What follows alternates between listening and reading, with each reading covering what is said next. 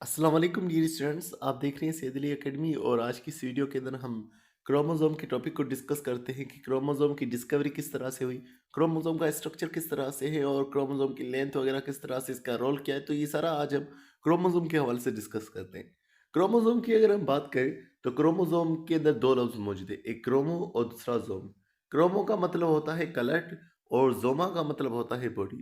तो लिटरली इसका मतलब यही होता है कलर्ड बॉडी, एक ऐसा पार्ट जो कि कलर्ड हो, क्योंकि सेल के अंदर जो चीज़ें होती है वो बेसिकली कलरलेस होती है। जब क्रोमोसोम डिस्कवर हुआ था तो वो उन्हें कलर्ड लगा था, इसीलिए इसे कलर्ड बॉडी नाम दिया गया था। दरअसल बाकी के सेल के पार्ट्स की तरह ये क्रोमोसोम भी कलरलेस होता है, तो इसलिए हम कह सकते हैं कि इस वक्त ये दी जाने वाली टर्म जो है क्रोमोसोम, ये एक मिसनोमर है, यानी कि मिसमैचिंग है। इसका एक मिसाल हम इस तरह से कह सकते हैं कि जब सेल को शुरू में डिस्कवर किया गया था तो सेल जो है वो खाली नजर आया था, तभी ये सेल नाम रखा गया। सेल का लिटरली मीनिंग ये होता है एक खाली जगह। लेकिन अगर हम बात करें आज के दौर के अंदर, तो ये सेल एक खाली जगह नहीं है, बल्कि सेल के अंदर कई ज़्यादा स्ट्रक्चर्स मौजूद है। तो हम यहाँ पर ये भी कह सकते हैं कि सेल भी एक तरह का मिसनोमर टर्म है। तो बेसिकली क्रोमोसोम एक मिसनोमर टर्म है, लेकिन ये अब इसकी पहचान बन चुकी है, तो हम इसको चेंज भी नहीं कर सकते। अब हम अगर हम बात करें इसकी डिस्कवरी के हवाले से कि सबसे पहले क्रोमोसोम को डिस्कवर किसने किया, तो यहाँ पर नाम लिखा हुआ है जर्मन एम्ब्रियोलॉजिस्ट के हवाले से। सवाल ये कि एम्ब्रियोलॉजिस्ट का क्रोमोसोम से रिलेटेड क्या काम। एम्ब्रियोलॉजिस्ट वो होते हैं जो कि डेवलपमेंट के ऊपर काम करते हैं। तो एक एम्ब्रियोलॉजिस्ट जिसका नाम लिखा हुआ है वाल्टर फ्लेमिंग, ये एक ऑर्गेनिज्म की डेवलपमेंट के ऊपर काम करते हैं। और ऑर्गेनिज्म कौन सा यहाँ पर मेंशन किया गया है? सेलेमेंडर। सेलेमेंडर की ग्रोथ देख रहे थे, सेलेमेंडर के लार्वे को देख रहे थे कि लार्वा किस तरह से ग्रो करता है, तो वो उनके सेल्स को भी देख रहे थे। अब जब लार्वे के सेल्स को देखा तो उनके अंदर उन्हें एक स्ट्रक्चर नजर आ गया जिसे उन्होंने क्रोमोसोम का नाम दिया। अब सेल को जब वो देख रहे थे तो सेल को देखने के लिए लाजिम बात है वो कुछ कलर्स यूज करते हैं। तो उस दौरान उन्होंने सेल के ऊपर कलर्स लगाए हुए थे जिसका नाम लिखा हुआ है यहाँ पर परकिंस एलिनाइन। तो परकिंस एलिनाइन की वजह से डार्क कलर के धागे उन्हें नजर आए थे जिन्हें क्रोमोसोम का फिर नाम दिया गया। अब जहन में रखें कि उन्होंने एक तो लार्वे के सेल्स को देखा, सेलमेंडर की लार्वा को देखा। यही वजह है जो कि क्रोमोसोम की डिस्कवरी का सबब बनी, क्योंकि क्रोमोसोम जो है वो सिर्फ और सिर्फ सेल डिवीजन के टाइम पर ही नजर आते हैं। इससे पहले भी लोग न्यूक्लियस को देख चुके थे, लेकिन उन्हें क्रोमोसोम नजर नहीं आया था, क्योंकि वो डिवाइडिंग सेल्स को नहीं देख रहे थे। ये जो थे वाल्टर फ्लेमिंग, ये लार्वा के सेल्स को डिवाइड होता देख रहे थे। तो डिवीजन के टाइम पर हमें मालूम है क्रोमोसोम बनते ही तब है, वरना उससे पहले क्रोमेटिन मटेरियल मौजूद होता है। तो यहाँ पर ये बात लिखी हुई है, क्रोमोसोम जो है वो थ्रेड लाइक स्ट्रक्चर्स होते हैं और ये हाईली कंडेंस्ड होते हैं और ये क्रोमेटिन मटेरियल में से बनते हैं। और ये सेल डिवीजन के टाइम पर नजर आते हैं और उनकी तादाद जो है अलग अलग होती है। हर जानदार में अलग अलग क्रोमोसोम्स जो है वो मौजूद होते हैं। तो हर जानदार में क्रोमोसोम का तादाद जो है वो डिफरेंट होता है। और वैसे लिखा हुआ है कि ये जो है जीन्स को ट्रांसफर करते हैं, इनके पास जीन्स मौजूद होते हैं जिन्हें वो ट्रांसफर करते हैं। अब अगर हम क्रोमोसोम के स्ट्रक्चर के हवाले से बात करें कि क्रोमोसोम किस तरह से दिखता है, कितने उसके पार्ट्स होते हैं, तो क्रोमोसोम जो शुरुआत में बनता है तो न्यूली फॉर्म्ड क्रोमोसोम के अंदर सिर्फ दो धागे होते हैं, दो आइडेंटिकल धागे होते हैं और वो एक दूसरे के साथ जुड़े होते हैं और उन दो धागों को सिस्टर क्रोमेटिड्स कहा जाता है। यहाँ पर ये लफ्ज भी मौजूद है सिस्टर क्रोमेटिड्स के हवाले से। मज़ीद लिखा हुआ है क्रोमोसोम के पास एक सिकुड़ी हुई जगह भी हो सकती है। तो उस सिकुड़ी हुई जगह को प्राइमरी कंस्ट्रक्शन कहते हैं, या उसे हम लोग सेंट्रोमेयर कह रहे होते हैं। तो क्रोमेटिड के साथ अटैच एक पार्ट होगा जिसे हम सेंट्रोमेयर कहेंगे। जैसे अगर आप ये देखेंगे कि ये क्रोमोसोम की आर्म मौजूद है, एक और ये क्रोमोसोम की आर्म मौजूद है जिन्हें हम क्रोमेटिड्स कह रहे थे। उन क्रोमेटिड्स के दरमियान में एक बीच में जगह मौजूद है जिसे हम लोग सेंट्रोमेयर कह रहे हैं। एक सुखी हुई जगह मौजूद है जिसे हम सेंट्रोमेयर कह रहे हैं। शुरू के अंदर हमारे पास इस तरह से ये एक आर्म मौजूद होती है, ये दूसरी आर्म मौजूद होती है। फिर जो है डीएनए की रेप्लिकेशन होने के साथ साथ क्रोमोसोम डबल हो जाता है, तो हमारे पास फिर इस तरह का चार आर्म्स वाला क्रोमोसोम नजर आता है। तो हमने यहाँ पर बात की कि क्रोमोसोम के अंदर एक सिकुड़ी हुई जगह मौजूद हो सकती है जिसे हम सेंट्रोमेयर कहते हैं। कभी कभार एक और जगह भी मौजूद हो सकती है जो कि सेकेंडरी कंस्ट्रक्शन कहलवाएगी। मजे लिखा हुआ है कि जो क्रोमोसोम होगा उसके पास एक या दो आर्म्स मौजूद होंगी। मजीद अगर हम बात करें क्रोमोसोम की किस्मों के हवाले से, तो क्रोमोसोम की जो है वो चार किस्में हैं। और ये चार किस्में किस हिसाब से बनाई गई हैं? On the position of the centromere, कि सेंट्रोमियर कहाँ लोकेटेड है, उस हिसाब से क्रोमोसोम की चार किस्में बनाई गई हैं। एक मेटासेंट्रिक, एक जो है सब मेटासेंट्रिक, उसके अलावा एक सब टेलोसेंट्रिक या जिसको एक्रोसेंट्रिक कह रहे हैं, और लास्ट किस्म जो होती है वो टेलोसेंट्रिक होती है। अब अगर हम बात करेंगे मेटासेंट्रिक में, दोनों आर्म्स, दोनों क्रोमेटिड्स बराबर होगी और सेंट्रोमेयर बिल्कुल ही सेंटर में लोकेटेड होगा। और अगर सेंट्रोमेयर थोड़ा सा सेंटर से दूर हो तो इसके नतीजे में जो आर्म्स जो होती हैं वो अनइक्वल होती हैं, तो इसे सब मेटासेंट्रिक कह रहे हैं।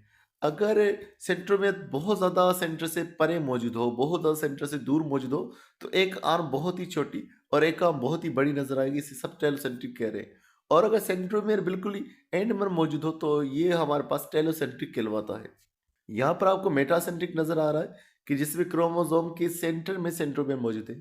यहाँ पर सेंट्रोमेयर थोड़ा सा ऊपर मौजूद है, इस नतीजे में दो आर्म्स हमारे पास मौजूद है। एक पी आर्म जो कि शॉर्ट आर्म बन चुकी है और लॉन्ग आर्म जो है उसे हम क्यू आर्म कह रहे हैं। और यहाँ पर आप एक्रोसेंट्रिक में भी देख रहे हैं कि सेंट्रोमेयर जो है वो बहुत ज़्यादा ऊपर है, तो नतीजे में एक आर्म बहुत ही छोटी और बाकी आर्म्स बहुत बड़ी मौजूद है।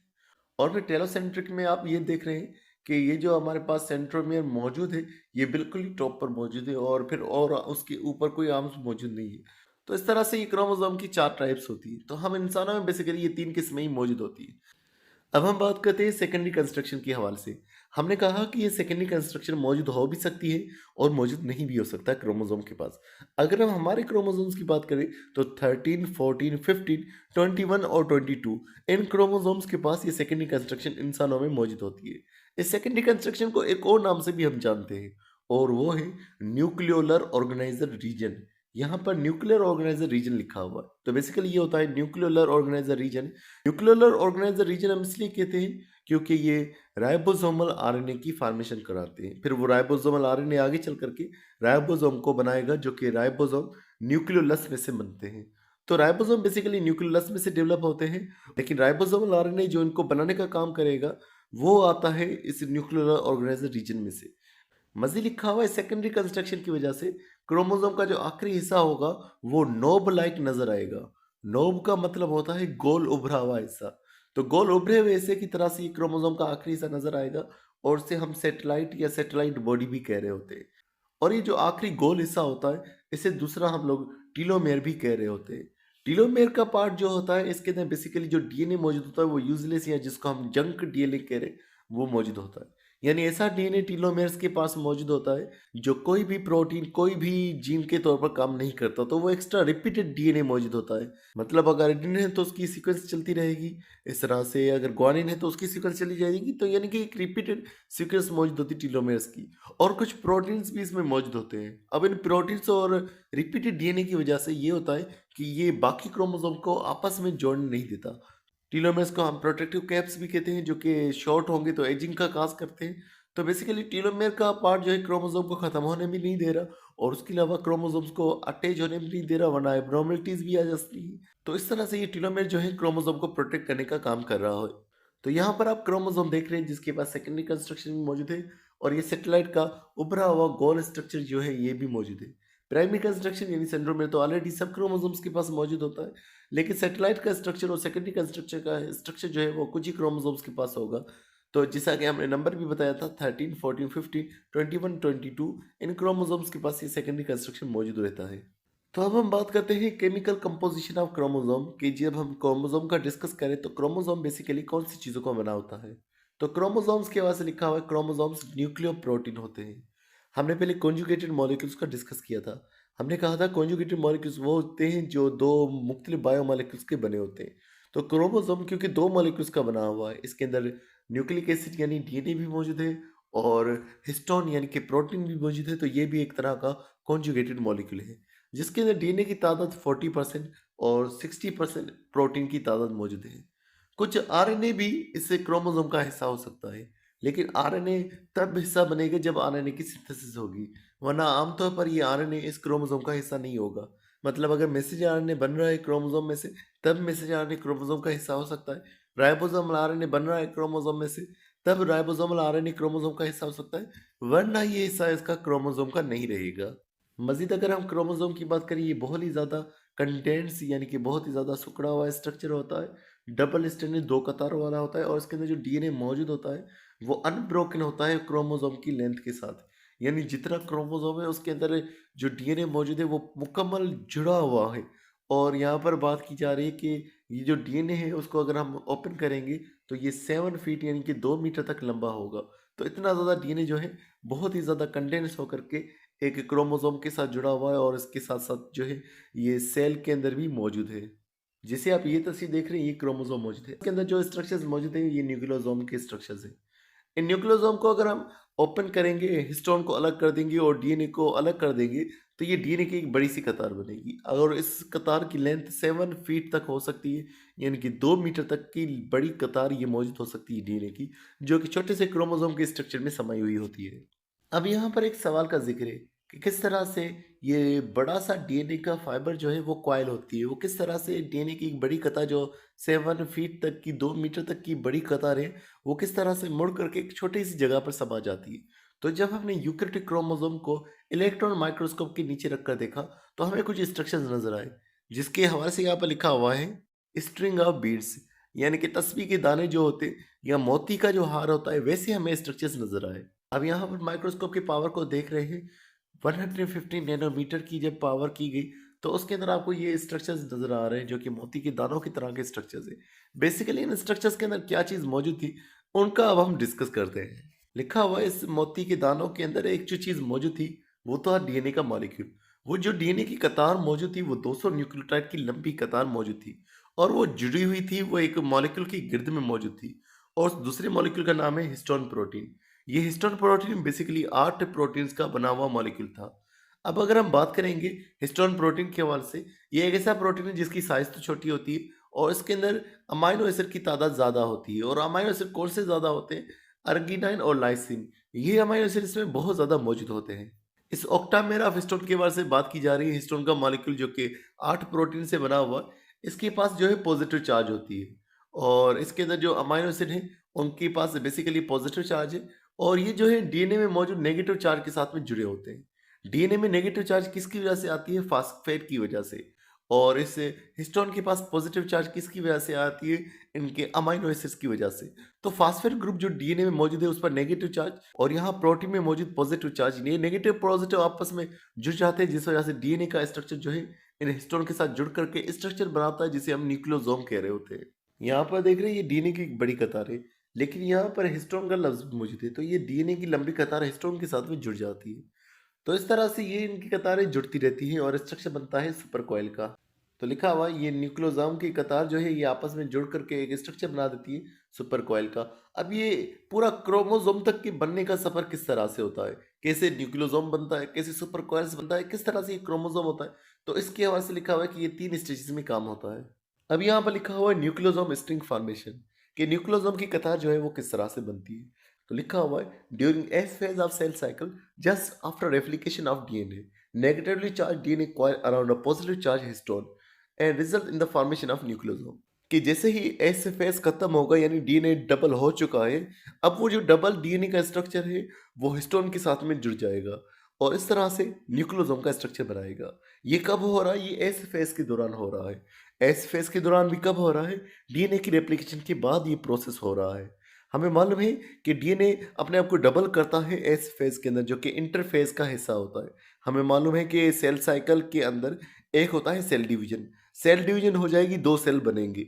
उन सेल्स के अंदर ग्रोथ 1 होगी और ग्रोथ 2 होगा और ग्रोथ 1 और ग्रोथ 2 के दरमियान में बीच में जो है वो एस फेज होगा जिसमें डीएनए डबल होता है। तो डीएनए जब डबल होगा नया डीएनए बनेगा, तो नया डीएनए जो बनेगा वो अपने आप को हिस्टोन के साथ जोड़ देगा और इस तरह से न्यूक्लियोसोम का स्ट्रक्चर बनेगा।